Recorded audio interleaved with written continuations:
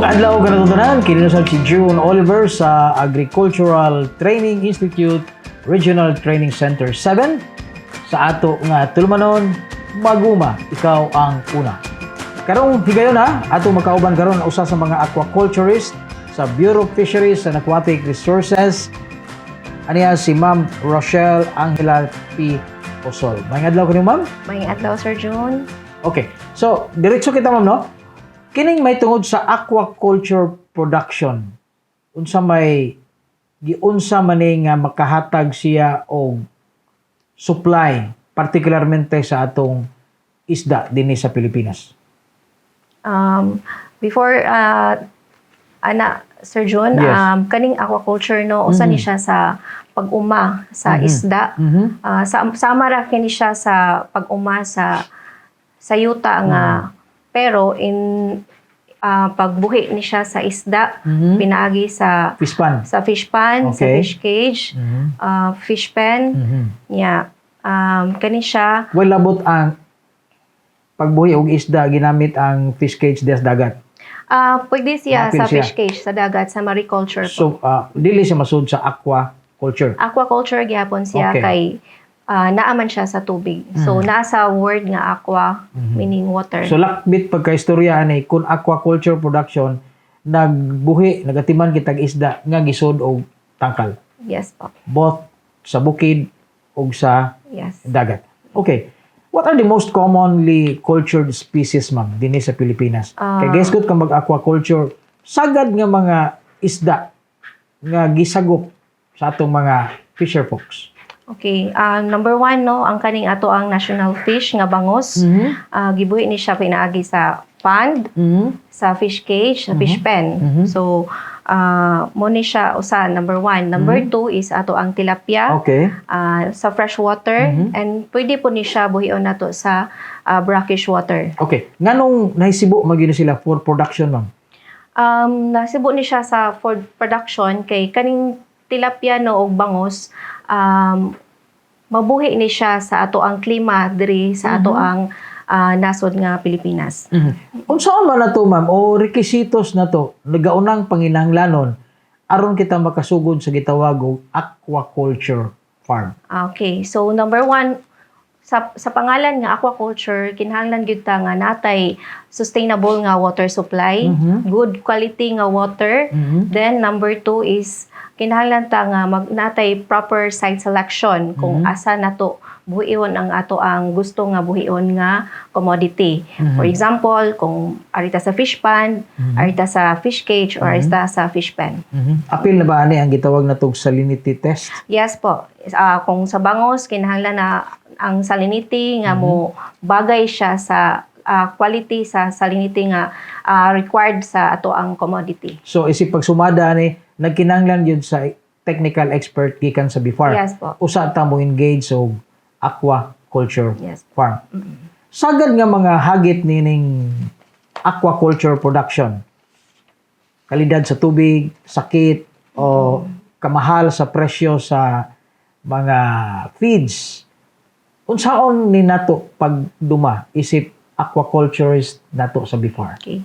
So kaning for water quality sir no, kinahanglan nato nga ang ato yung management gyud sa ato ang sakto gyud nga pag-manage sa ato ang mga buhi kaning water quality nato. So naa gyud tay saktong water management, naay mga pamaagi nga kanus atam dapat mag-change water nya atong ipang-test ang atong quality like ang DO nato, ang ato ang pH, ang salinity nato. So mo na siya ato ang mga usa sa ato ang pinaka-importante gyud kay ang tubig man gyud ang kinabuhi is ato ang isda. So kung dili di kalidad ang tubig nato sa atong mga fish pond, dunay posibilidad nga Yes mo po. maigo sa sakit.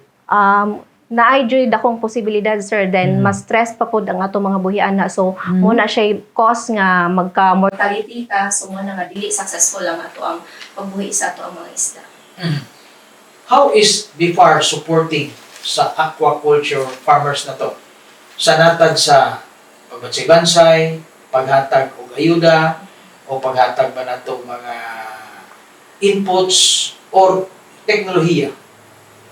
So ang BFAR sir no maghatag ta og training and capability building na putay gi dispersal of distribution sa ato ang fry of fingerlings sa ato mga mangingisda sa mga mamuhiay o mga isda like tilapia, bangos, yan na sir. So naasa tay mga proyekto nga ato ang annual po na nato nga mga project nga gipanghatag po nato sa ato ang mga fisher folk. Okay.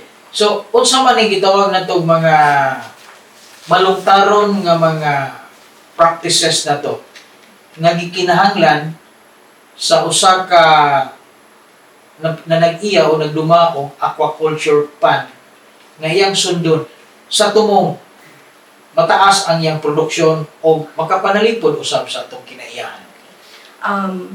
Ang answer number 1 is kinahanglan na mo follow kita sa ato ang stocking density. Okay. Kay mostly mo dyan ay mga concerns sa ato ang mga mamuhiay.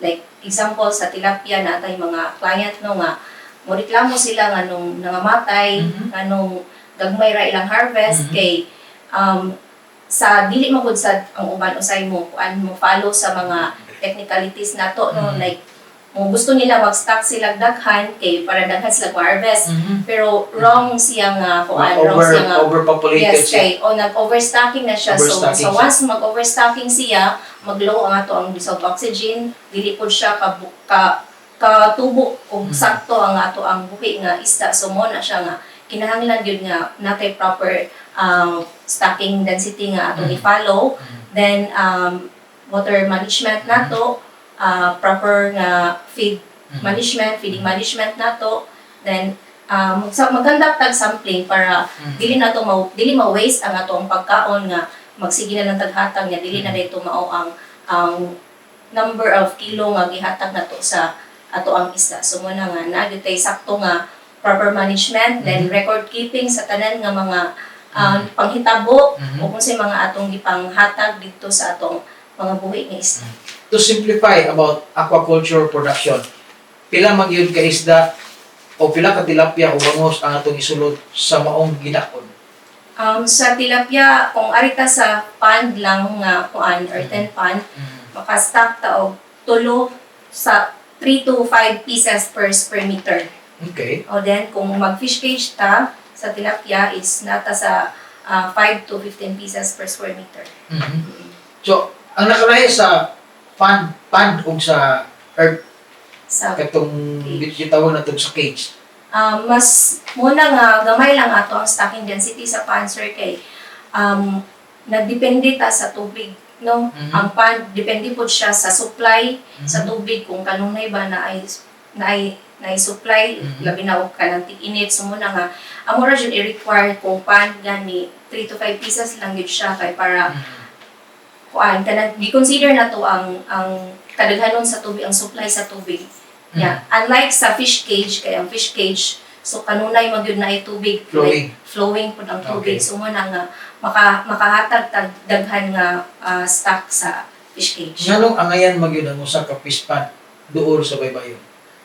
So ang kaning ato ang mga fish pond nga naagyud duol sa baybayon, labi na kaning sa mga bangos sir kay kanang ang supply sa tubig sa bangos is magdepende ta sa high tide sa dagat. So, adto ta magkuha og supply sa tong tubig sa dagat. O na siya nga dool siya sa coastal area. Ma'am Husol, aduna ba tay mga bag-ong technologies or innovations in aquaculture nga angay natong ipasagop sa atong mga fisher folks?